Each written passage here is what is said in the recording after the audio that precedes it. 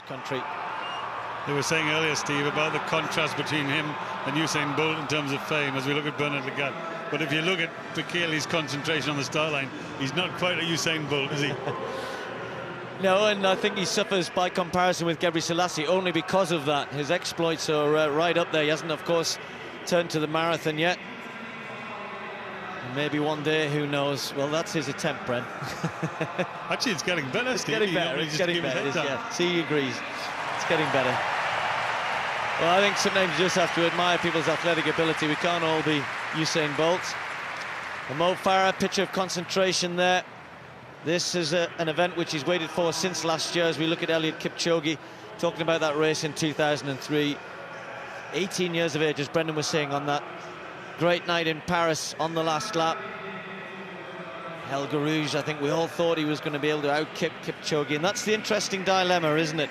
The speed of the fast men versus the endurance of the distance men. Will the race be slow enough that Lagat starts to fancy his chances to use his 1500-meter speed? He couldn't defend his title at the shorter distance, but he did run well. He took a bronze medal in that final earlier in the week. He'll be really hoping that, as Brendan suggested, the first few laps might be slow, but I'm not sure how long the likes of Kipchoge and Bekele will hang around.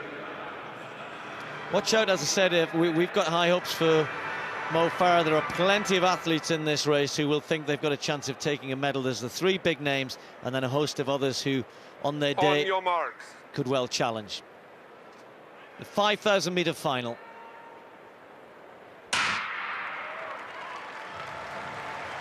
That championship record, 12:52.79, set in that race in Paris. Not sure we'll see anything like that today, but who knows? Bekele has gone off hard around that first bend. Kipchoge following him. And then on the outside, Bernard Lagat leading that group as well. And then once they've run that bend hard, they slow right down as we come through for the first time. 12 laps to go. Well, we see him in many, many kinds of races on the country, on the track, indoors and out, 5 and 10,000 metres. And his traditional opening is to get to the front as soon as he possibly can. Normally his scenario is to get to the front as soon as he can and stay there. But today he doesn't need to be in the front all the time.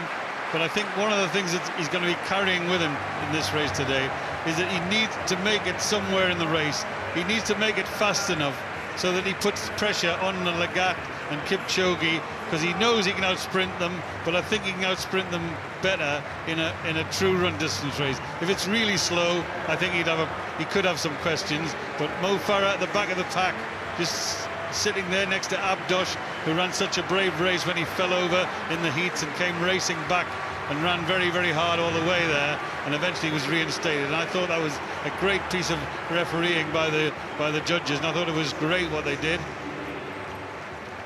Bekele settling down, and he's slowing there at the front. Well, he's picked the pace up a little bit. I'm just a little concerned about Mo Farah. He's having to speed up a bit now to get with this a bit of injection of pace. You can see they're all stretched out. He's right at the very back. Race where Mo Farah can't afford to be in that position for much longer. And if you look at it, they're running 61 at the front. He's got to run 60 seconds just to get on terms with them. And Steve's keeping a close eye on Mo Farah, who he's suggesting is going through a bad patch, but I don't know why Mo's giving them this start now. In the early laps, it's not a problem, but now when they're operating this speed, just imagine it, you've got to run faster than they're doing. Kenenisa Bekele looks over his shoulder and tells Ebuya, come on, it's your turn, I've done my bit. Mo might be just playing a canny card here, as we'd say, because when the pace is moving up and down, if you can just stay even pace, then that's good to do. And if he has been going through a bit of a sticky patch at all, he's certainly got himself into a better position. When they slowed up, they got himself back involved in the race, back in the pack, and I think that's a good place to be. Now, is it going to stretch out again? We've had this fast, slow, fast, slow, fast, slow. That's not a rhythm which most athletes would enjoy. A 64-second lap there. Kipchoge and Ebuya just putting some pressure. 3 Kenyans all gathered around Bekele, but he's been in this position many, many times before. That won't faze him too much.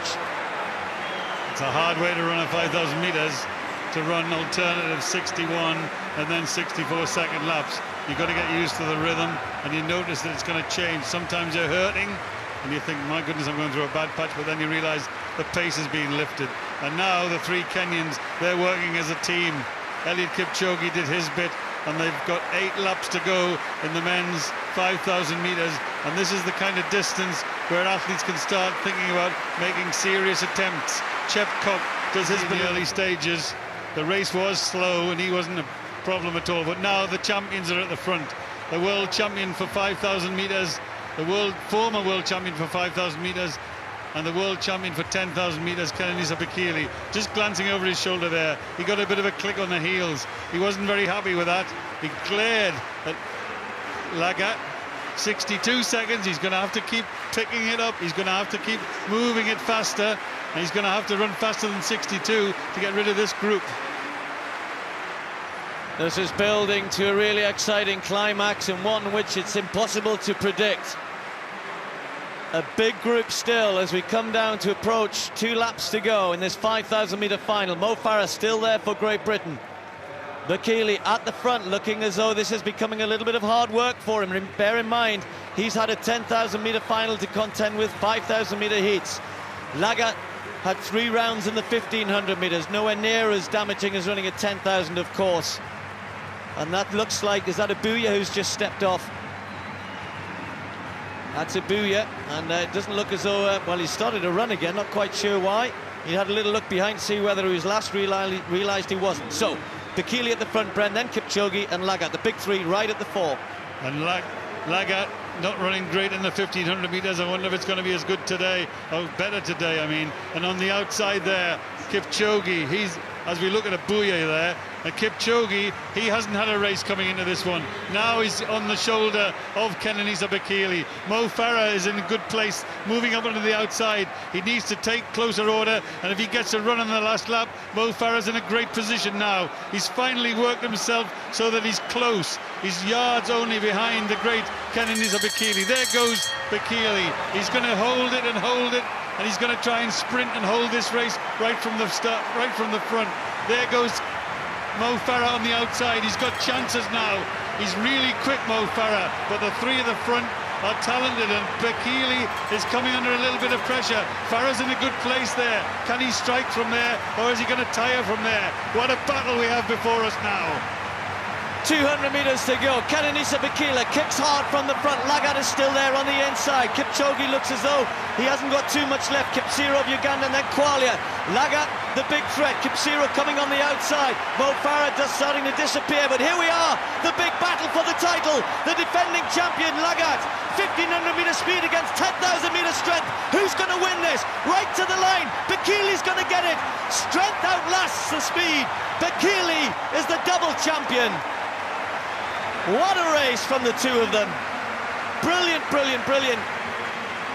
I thought just for a moment that Lagat had the pace, but it came down to strength and guts and determination, and of course no mean ability. Kenenisa Bekele, the double gold medalist. Mo Farah, we think 7th or 8th. 7th place for Mo Farah. I'm not sure he was at his best today, Mo, and he maybe would have enjoyed if you'd said beforehand this is going to come down to a last lap sprint, but that's what it was, Brennan. Everybody became involved. Lots of athletes had a chance with 250 metres to go, but they couldn't get past this man. You know what, Brennan? It always reminds me of a 5,000 metre Olympic final, Lassie Vir in 1976, when they were queuing on his shoulder to get past. They were queuing on the shoulder of Kenenisa Bekele, and they couldn't get past him. No, I'm still queuing. I was queuing then, Steve. I'm queuing now.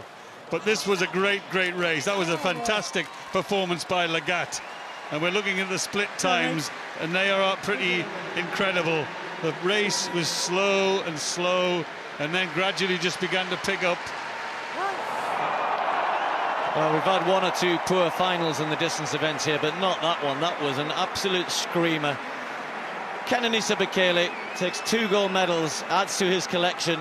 13:17:09, 53.9 for the last 400 metres, 26.1 for the last 200. Absolutely incredible. Pushed all the way by a resurgent Bernard Lagat of the USA, taking the silver medal. James Qualia, former Kenyan, now running for Qatar, took the bronze. And then Mo Farah in 7th place, and Mo Farah is now with Phil.